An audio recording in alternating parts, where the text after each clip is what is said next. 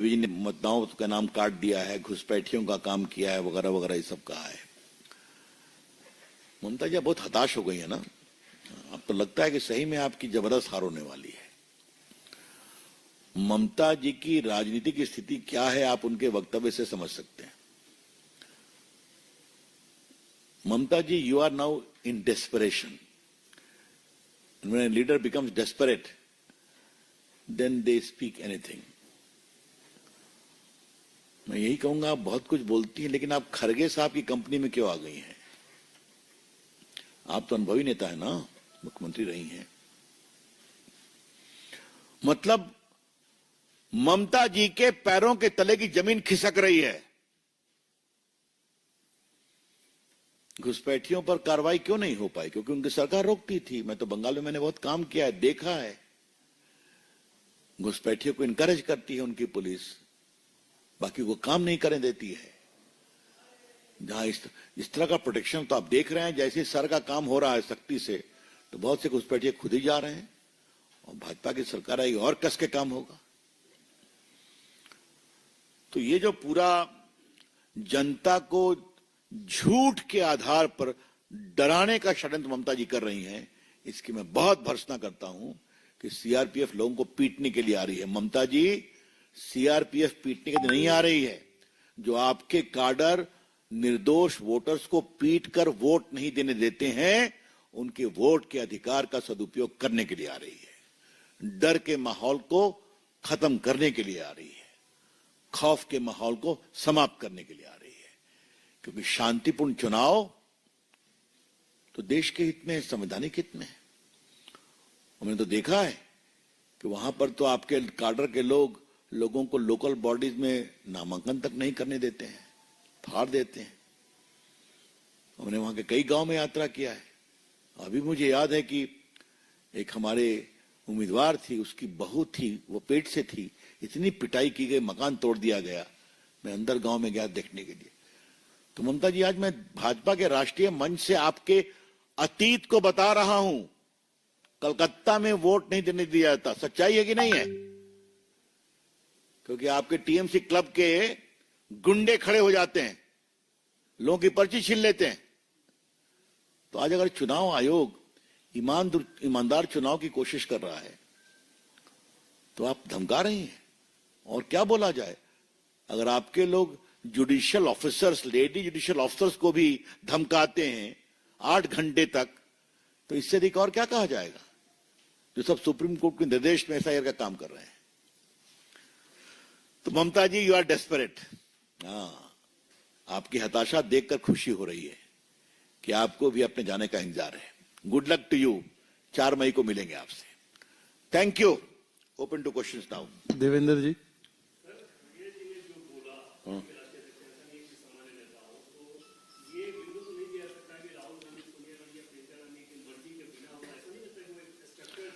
यही तो आपका अनुभव है, मैं उसका सम्मान करता हूं।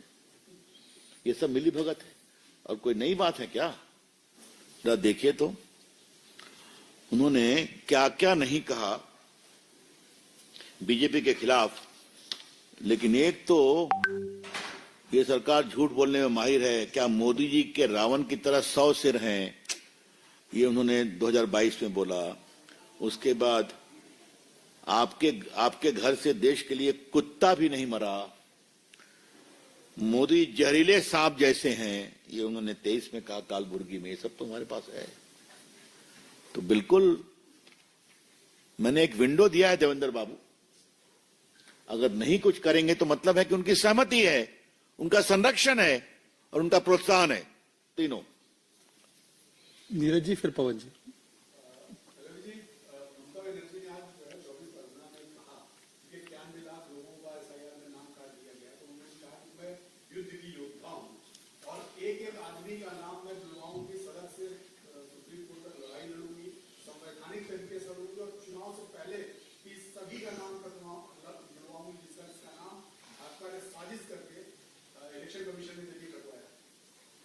देखिए, इस पर तो मैं कुछ नहीं बोलूंगा।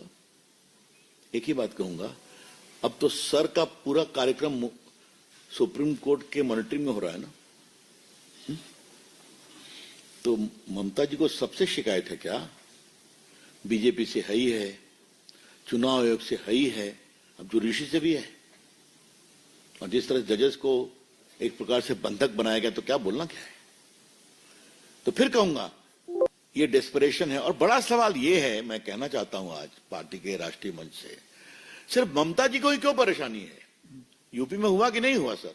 बिहार में सर हुआ कि नहीं ऐसा यार? देश में बाकी जगह हो रहा है कि नहीं? केरला में हो रहा है, केरला में भी हो रहा है, तमिलनाडु में हो रहा है, लाखों की संख्या में वोट कटे हैं।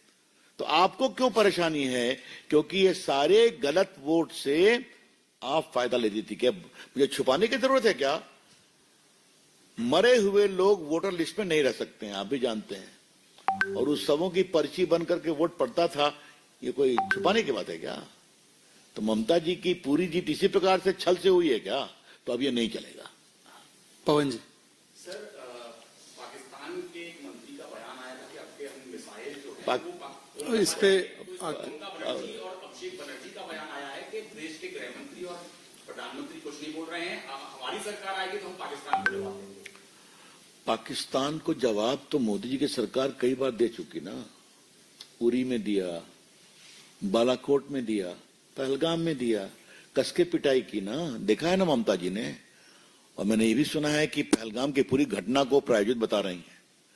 तो क्या उनकी हिम्मत है? और क्या पाकिस्तान के किसी मंत्री की हिम्मत है कि भारत की ओर मिसाइल भेज सके? वो दिन गए, निश्चिंत रहिए आप। जी।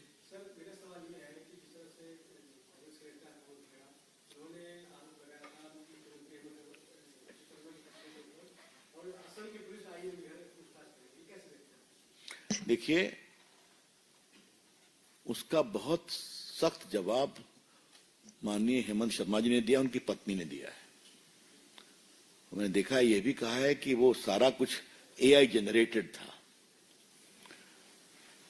वो 5 साल से मुख्यमंत्री हैं, उसके पहले मंत्री रहे हैं, कांग्रेस में भी अतीत में साथ में थे। तो उनको ये बात आज ही आई है कि तीन पासपोर्ट है। ये बिल्कुल पाल्पेबली फॉल्स है। तो आप इतना बड़ा झूठा आरोप लगाइएगा और पुलिस कार्रवाई करे तो भागते क्यों हैं आप? पेश करिए। हाँ? किसी को, क्योंकि इससे बड़ा, देखिए इस बात को समझिए, इसके इम्प्लीकेशंस क्या है। मैं पहली बार बोल रहा हूं तो ठीक, आपने सवाल किया तो मुझे जवाब देने दीजिए। पासपोर्ट कौन दे सकता है? भारत सरकार। पासपोर्ट के लिए क्या आवश्यकता है? आपको भारत का नागरिक होना चाहिए। और भारत का नागरिक दूसरे देश का नागरिक नहीं हो सकता, पासपोर्ट नहीं हो सकता। तो आप ये जो उठा रहे हैं, इसके पीछे आपकी सोच है कि भारत की नागरिक नहीं है। तो बहुत ही घटिया बात है। और जब कहा गया झूठ है तो जवाब नहीं दे रहे हैं, तो फेस द पुलिस ना। ऐश्वर्य। Sir, just before the April 9 polling in Kerala, today a written letter has been submitted in the Supreme Court by the LDF government. They have made a U-turn in the Sabrimala case. Earlier, they